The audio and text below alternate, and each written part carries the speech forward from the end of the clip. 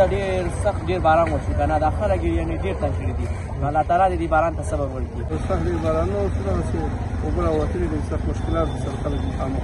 تګ راتګ کېږي ښار کې تګ راتګ ولا ځکه نه کېږي اوبه ډېرې زیاتې دي اوس ته په ډېر تکلیف راغلی تاسو ډېر تکلیف باندې خلک روان دي مشکلات باندې دریا دی غټ دریا سیند دی دا وګوره ټول خلک دلته د لیرې والا موټر والا ټول دلته نه ځایږي دغه ټول ګڼ دی څه غواړئ تاسو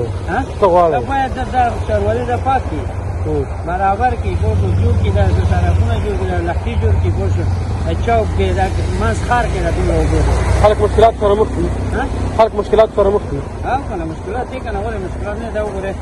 څنګه پکې اوبه ودرې دا وګوره